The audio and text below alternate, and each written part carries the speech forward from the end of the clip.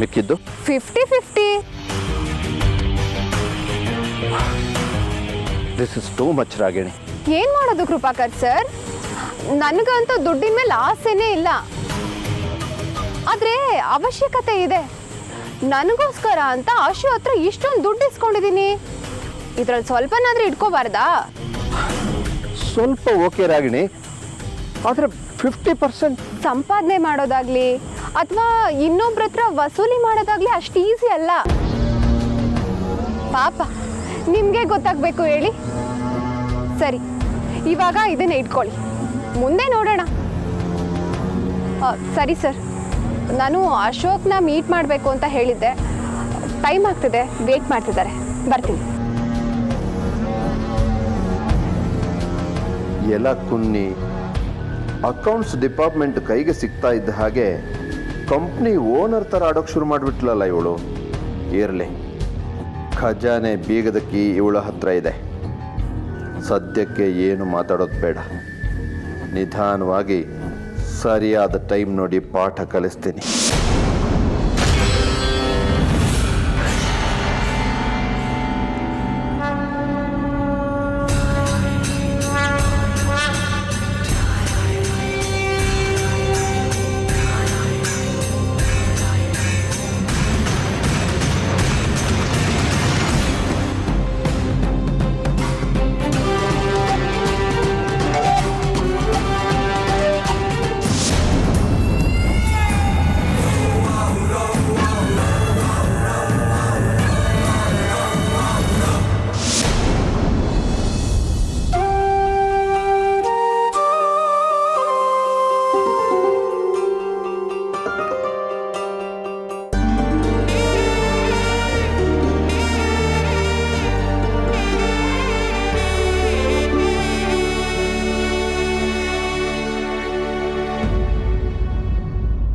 ಇವತ್ತು ಆಫೀಸ್ಗೆ ಹೋಗಬೇಡ ಅಂತ ಹೇಳಿದ್ರು.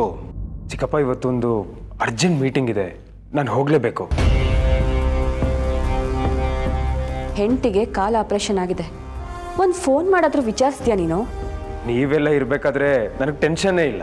ನಾವಿರೋದು ಬಿಡೋದು ಮ್ಯಾಟ್ರ್ ಅಲ್ಲ, ನೀನು ಎಷ್ಟರ ಮಟ್ಟಿಗೆ ಕೇರ್ ಮಾಡಿದೆ ಅದು ಮುಖ್ಯ. ಸಾಕು, ಕೂತ್ಕೊಂಡ್ರು ಬುದ್ಧಿ ಹೇಳ್ತೀರಾ, ನಿಂತ್ಕೊಂಡ್ರು ಬುದ್ಧಿ ಹೇಳಕ್ ಬರ್ತೀರಾ. ಹೇಗಿದೆಯಾ ಆರ್ತಿ?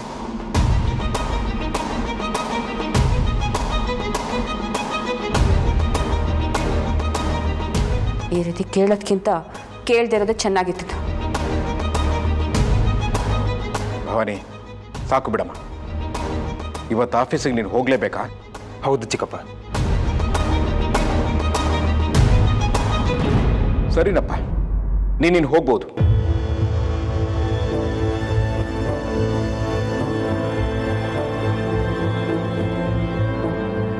ಆರ್ತಿ, ಅವನೇನೋ ಆಫೀಸ್ನಲ್ಲಿ ಅರ್ಜೆಂಟ್ ಕೆಲಸ ಅಂತ ಹೋಗ್ತಿದ್ದಾನೆ. ನೀನೇನು ಬೇಜಾರಾಗ್ಬೇಡಮ್ಮ, ನಾವೆಲ್ಲರೂ ಇಲ್ಲೇ ಇರ್ತೀವಿ. ಇಲ್ಲ ಮಾವ. ನೋಡಿ, ಎಲ್ಲರೂ ಕೇಳಿಸ್ಕೊಳ್ಳಿ.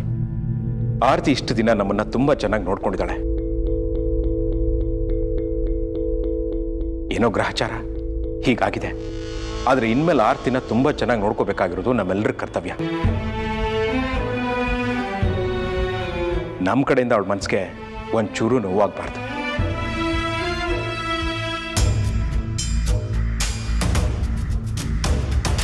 ನೋಡಮ್ಮ ಆರ್ತಿ, ಇನ್ಮೇಲೆ 1 ತಿಂಗಳು ನೀನು ಕಂಪ್ಲೀಟಾಗಿ ರೆಸ್ಟ್ ತಗೋಬೇಕು. ರೂಮ್ನಿಂದ ಹೊರಗಡೆ ಬರೋ ಹಾಗೇ ಇಲ್ಲ. ನೀನು ರೆಸ್ಟ್ ತಗೊಳ್ದೆ ಹೋದ್ರೆ ಪರ್ಮನೆಂಟ್ ಆಗಿ ಕೂತಿದೆಯಲ್ಲ ಚೇರು, ಅದ್ರ ಮೇಲೆ ರೆಸ್ಟ್ ತಗೋಬೇಕಾಗತ್ತೆ. ಹಾಗೆ ಆರ್ತಿ, ನೀನಿಲ್ದೇ ಇರೋ ಅಡುಗೆ ಮನೆ, ಈ ನಮ್ಮನೆ ಹಾಲು ತೋಟ ಎಲ್ಲವೂ ಅನಾಥ. ಅಷ್ಟೇ ಅಲ್ಲಪ್ಪ, ಅದಕ್ಕೆ ಕೈ ರುಚಿ ಇಲ್ದೇನೆ ನಾವು ಅನಾಥ್ರೆ.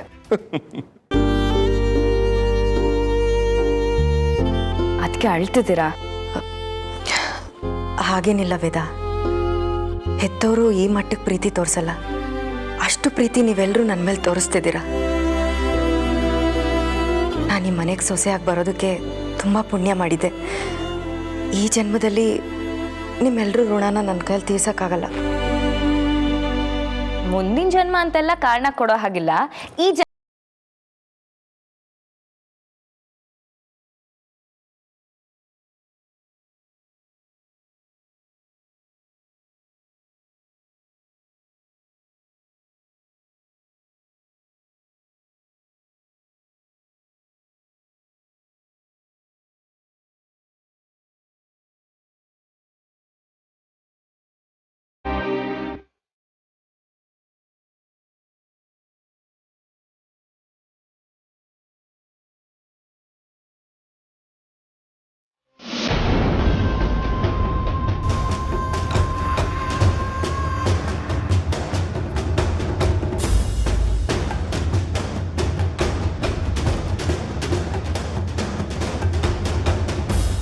ಇಂದು ಮಧ್ಯಾಹ್ನ 12 ಗಂಟೆಯ ಒಳಗಡೆ ಸಂಗಮದಲ್ಲಿ ಇದನ್ನು ವಿಸರ್ಜನೆ ಮಾಡಿಬಿಡು.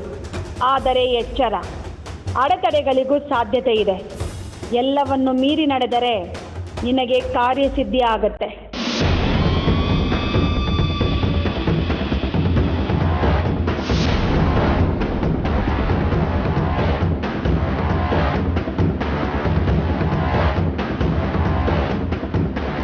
ನಾನು ಹೋಗ್ತಾ ಇರೋ ರೂಟ್ ಸರಿಯಾಗಿದೆಯಾ? ಯಾವುದಕ್ಕೂ GPS ಹಾಕೊಳ್ಳೋದು ಒಳ್ಳೇದು ಅನ್ಸುತ್ತೆ.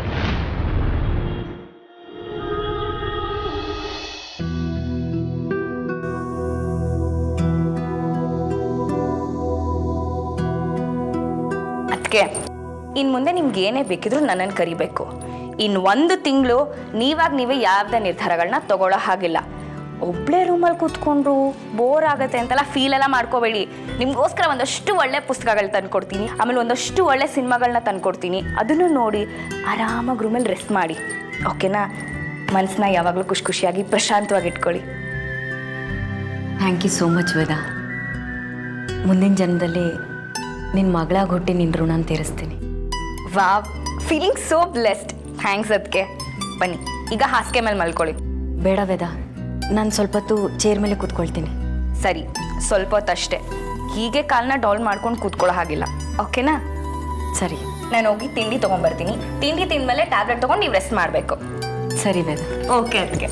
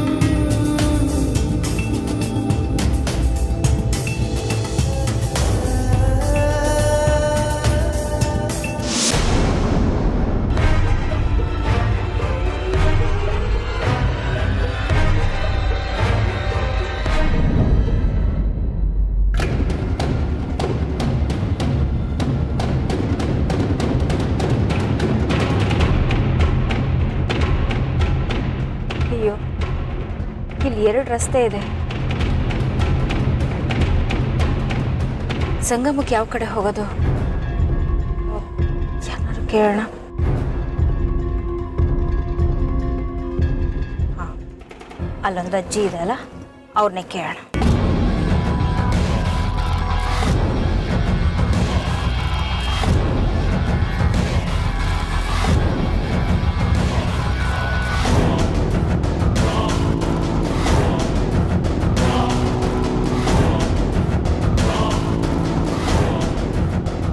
ಏನೇ ಹಾಗೆ ಕೆಕ್ಕರ್ಸ್ಕೊಂಡು ನೋಡ್ತಿದ್ಯಾ? ಎಲ್ಲೋ ತಿರುಬೋಕಿ ಮುದುಕಿ, ನನ್ನನ್ನೇ ಏಕವಚನದಲ್ಲಿ ಮಾತಾಡಿಸ್ತೀಯ? ಕಿವಿ ಕೇಳಿಸಲ್ವಾ? ನನಗೆ ಚೆನ್ನಾಗಿ ಕೇಳಿಸುತ್ತೆ.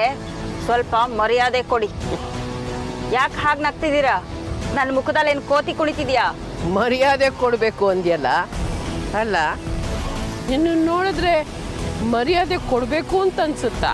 ಏಯ್ ಮುದುಕಿ, ಬಾಯಲ್ಲಿರೋ ಹಲ್ಲೆಲ್ಲ ಉದ್ರೋಗುತ್ತೆ. ಉದುರ್ಸಕ್ ಬಂದವರೆಲ್ಲ ಅಲ್ಲಾಡೋಗ್ಬಿಟ್ರು. ಇನ್ನೀನೇನ್ ಮಾಡ್ತೀಯ? ಸುಮ್ಮನೆ ನಿನ್ನ ಹತ್ರ ಯಾಕೆ ಜಗಳ? ವಿಷಯಕ್ಕೆ ಬಾ. ಈ 2 ರಸ್ತೆಯಲ್ಲಿ ಸಂಗಮಕ್ಕೆ ಹೋಗೋ ರಸ್ತೆ ಯಾವುದು? ಸಂಗಮಕ್ಕ ಯಾಕೆ? ಅದನ್ನೆಲ್ಲ ಕಟ್ಕೊಂಡು ನಿನಗೇನಾಗಬೇಕು? ಸಂಗಮಕ್ಕೆ ಹೋಗೋ ರಸ್ತೆ ಯಾವುದು ಅಂತ ಹೇಳು. ಸೊಕ್ಕು ಮೈ ತುಂಬ ಇದೆ. ನಿಂದು ಯಾಕೋ ಅತಿ ಆಯ್ತು. ಹೋಗಿ ಹೋಗಿ ನಿನ್ ಜೊತೆ ಮಾತಾಡ್ತೀನಲ್ಲ, ನನಗೆ ಬುದ್ಧಿ ಇಲ್ಲ. ಆಯ್ತು, ಹೇಳ್ತೀನಿ. ನನ್ನನ್ನು ಗಾಡೀಲಿ ಹತ್ತಿಸ್ಕೊ. ಸಂಗಮದ ದಾರಿ ಮಾತ್ರ ಅಲ್ಲ, ಸಂಗಮದ ಹತ್ರನೇ ಕರ್ಕೊಂಡು ಹೋಗ್ತೀನಿ. ನಿನ್ನ ಈ ಕಾರಲ್ಲಿ? ಯಾಕೆ ಹಾಗಂತೀಯ? ಎಂತೆಂಥ ರಥಗಳಲ್ಲಿ ಹೋಗಿಲ್ಲ ನಾನು, ಇನ್ನು ಈ ಕಾರಲ್ಲಿ ಅಂತೀಯ? ನಿನ್ನ ಕರ್ಕೊಂಡು ಹೋಗೋದು ಬೇಡ, ನಿನ್ ದಾರಿ ತೋರ್ಸೋದು ಬೇಡ.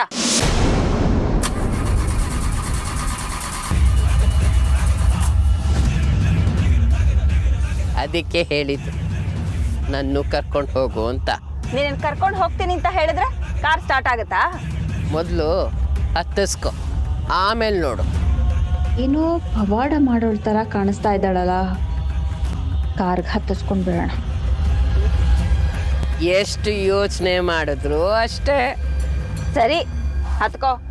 ಏ ಅಜ್ಜಿ, ಹಿಂದೆಗಡೆ ಕೂತ್ಕೋ.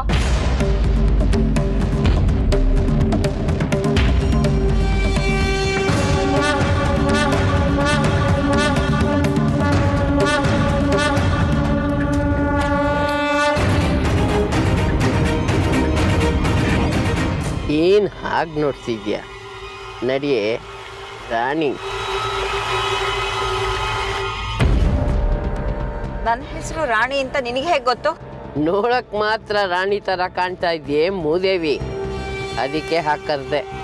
ನೋಡು, ಮರ್ಯಾದೆ ಕೊಟ್ಟು ಮಾತಾಡು. ನಾನು ಯಾರು ಅಂತ ಗೊತ್ತಿಲ್ಲದೆ ಮಾತಾಡಬೇಡ. ನಾನು ಯಾರಂತ ಗೊತ್ತಾದ್ರೆ 3 ದಿನ ನೀನು ಮೇಲೆ ಹೇಳಲ್ಲ.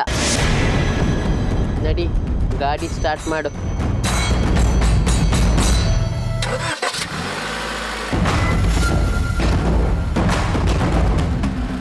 ಸಾಕು ಮುಖ ನೋಡಿದ್ದು, ಸಮಯ ಮೀರೋಯ್ತು. ಈ ಕಡೆ ನಡಿ.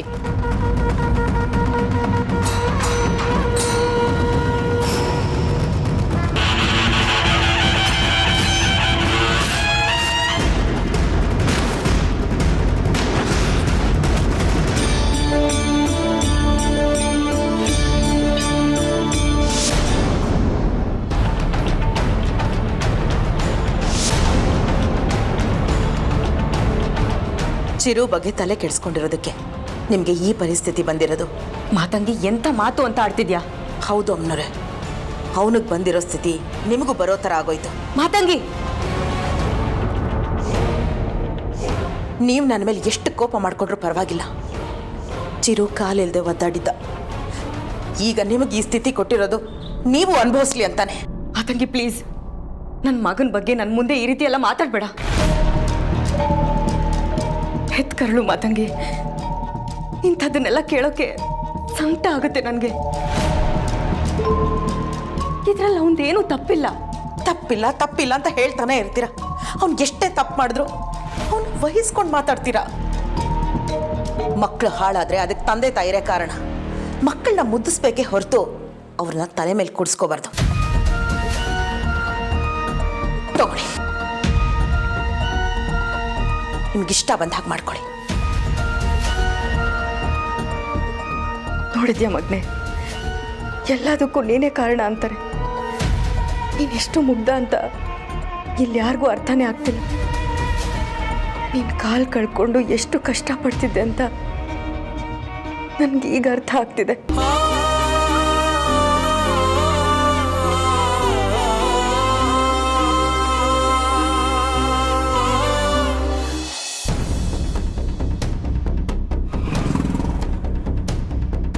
ಯಾವ ಊರು ನಿಂದು? ನಾನು ಯಾವ ಊರಾದ್ರೆ ನಿನಗೇನು? ನೀನು ಎಲ್ಲಿಗೆ ಹೋಗ್ಬೇಕು ಹೇಳೋ? ಮೊದಲು ನಿನಗೆ ದಾರಿ ತೋರಿಸ್ಬಿಟ್ಟು ಆಮೇಲೆ ನಾನು ಎಲ್ಲಿಗೆ ಹೋಗಬೇಕೋ ಅಲ್ಲಿಗೆ ಹೋಗ್ತೀನಿ. ನೋಡೋದಕ್ಕೆ ಮಾಟ ಮಂತ್ರ ಮಾಡೋಳ ಥರ ಕಾಣಿಸ್ತಿದ್ಯಾ? ನಿನ್ನ ದೃಷ್ಟಿಲಿ ದೋಷ ಇದೆ. ಮೊದಲು ಅದನ್ನು ಬದಲಾಯಿಸು, ಆಮೇಲೆ ನಾನು ಸರಿಯಾಗೇ ಕಾಣ್ತೀನಿ. ಸರಿ, ಸಂಗಮಕ್ಕೆ ಹೋಗ್ತಾ ಇರೋ ಉದ್ದೇಶ ಹೇಳಲೇ ಇಲ್ಲ. ತುಂಬಾ ಮುಖ್ಯವಾದ ಕೆಲಸ ಇದೆ. ಅಂಥ ಮುಖ್ಯವಾದ ಕೆಲಸ ಏನಪ್ಪ? ನನ್ನ ಹತ್ರ ಹೇಳ್ಕೊ. ಹೋಗ್ತಾ ಇರೋದು ಕೆಲಸ ಒಳ್ಳೇದಾಗುತ್ತಾ ಕೆಟ್ಟದಾಗುತ್ತಾ ಅಂತ ಹೇಳ್ತೀನಿ. ನೀನೇನ್ ಕಣಿ ಹೇಳೋಳ? ಹೋಗೋ ಕೆಲಸ ಆಗುತ್ತಾ ಇಲ್ವಾ ಅಂತ ಹೇಳೋದಿಕ್ಕೆ? ಹಾಗೆ ಅನ್ಕೋ. ಏನು ಬೇಕಾಗಿಲ್ಲ, ನಾನು ಹೋಗೋ ಕೆಲಸ ಆಗೇ ಆಗುತ್ತೆ. ಅದನ್ನ ನಿನ್ನ ಹತ್ರ ಕೇಳಿ ತಿಳ್ಕೊಳ್ಳೋದೇನು ಬೇಕಾಗಿಲ್ಲ. ಒಳ್ಳೆ ಕೆಲ್ಸಕ್ಕೆ ಹೋಗ್ತಾ ಇದ್ರೆ ದೇವರು ನಿನ್ನ ಮುಂದೆ ಇರ್ತಾನೆ. ಕೆಟ್ಟ ಕೆಲ್ಸಕ್ಕೆ ಹೋಗ್ತಾ ಇದ್ರೆ ದೇವರು ನಿನ್ನ ಹಿಂದೆ ಇರ್ತಾನೆ. ಯಾಕೆ ಹಾಗೆ ನಗ್ತಾ ಇದೆಯಾ? ನಾನು ಹೋಗ್ತಾ ಇರೋ ಕೆಲಸ ನನಗೆ ಒಳ್ಳೇದು, ಬೇರೆಯವ್ರಿಗೆ ಕೆಟ್ಟದೆ. ಈಗ ಹೇಳು, ದೇವ್ರು ನನ್ನ ಮುಂದೆ ಇರ್ತಾನ, ಹಿಂದೆ ಇರ್ತಾನ? ಓ, ಸ್ವಾರ್ಥಿ ಅನ್ನು. ಹಾಗೆ ಅನ್ಕೋ. ಹಾಗಾದರೆ ದೇವರು ನಿನ್ನ ಮುಂದೆನೂ ಇರಲ್ಲ ಹಿಂದೆನೂ ಇರಲ್ಲ, ನಿನ್ನ ತಲೆ ಮೇಲೆ ಇರ್ತಾನೆ.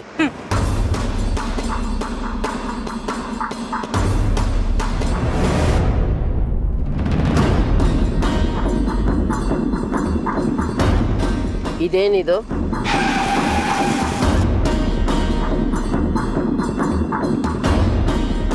ಏ ಮುದುಕಿ, ಇದನ್ನ ಯಾಕೆ ಎತ್ಕೊಂಡೆ? ಕೊಡೆ ಇಲ್ಲಿ. ಇಲ್ಲ, ಇದರಲ್ಲಿ ಏನಿಟ್ಟಿದ್ಯಾ ಅಂತ ನೋಡೋಣ ಅಂತ ಎತ್ಕೊಂಡೆ. ನೋಡು, ನನಗೆ ಸುಮ್ಮನೆ ಕೋಪ ಬರ್ಸ್ಬೇಡ, ಕೊಟ್ಬಿಡು ಅದನ್ನ. ಇದರಲ್ಲೇನು ಚಿನ್ನ ಇಟ್ಟಿದ್ಯಾ? ನಡಿಯೇ ಸುಮ್ಮನೆ. ವಯಸ್ಸಾಗಿದೆ ಪಾಪ ಅಂತ ಗಾಡಿ ಹತ್ತಿಸ್ಕೊಂಡ್ರೆ ನನ್ನ ಹತ್ರನೇ ಆಟ ಆಡ್ತಾ ಇದೀಯಾ? ಒಳ್ಳೆ ಮಾತಲ್ಲಿ ಆ ಬ್ಯಾಗ್ನ ಕೊಟ್ಬಿಡು, ಇಲ್ಲ ಅಂದ್ರೆ ನಾನು ಸುಮ್ಮನೆ ಇರಲ್ಲ. ಇಷ್ಟಕ್ಕೆ ಯಾಕೆ ಇಷ್ಟು ಕೆಂಡದಂತ ಕೋಪ? ತಗೋ.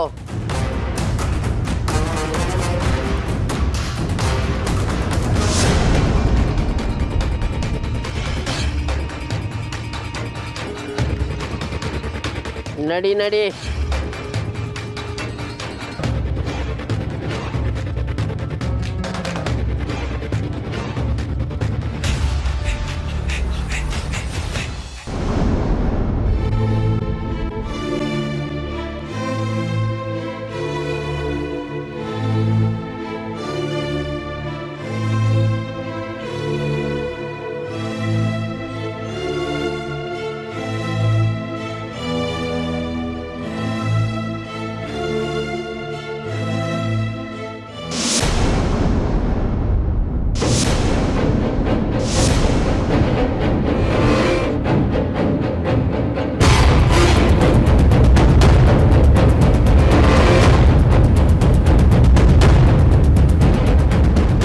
ಗ್ಲಾಸ್ ಹೊಡೆದಿದೆ ಅಂದರೆ ಏನರ್ಥ?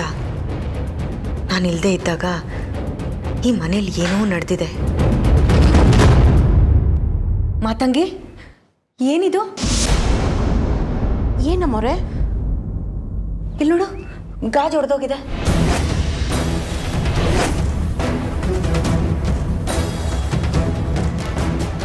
ನೆನ್ನೆವರೆಗೂ ಚೆನ್ನಾಗೇ ಇತ್ತು.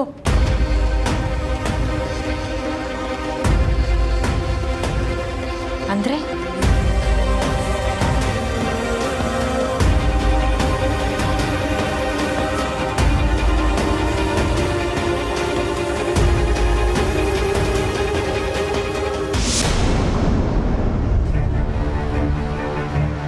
ಹೋಗ್ತಾನೆ ಇದೀವಲ್ಲ, ಇನ್ನು ಎಷ್ಟು ದೂರ ಇದೆ ಸಂಗಮ?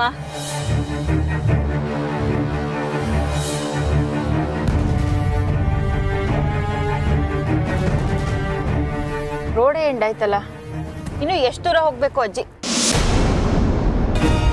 ಅಜ್ಜಿ, ಏ ಅಜ್ಜಿ! ಅಮ್ಮವ್ರೆ, ನೀವು ನನ್ನ ಮೇಲೆ ಕೋಪ ಮಾಡ್ಕೊಂಡಿಲ್ಲ ಅಂದರೆ ಒಂದು ಮಾತು ಹೇಳ್ತೀನಿ. ಏನು? ಇದು ಚಿರು ಮಾಡಿರೋ ಕೆಲಸ.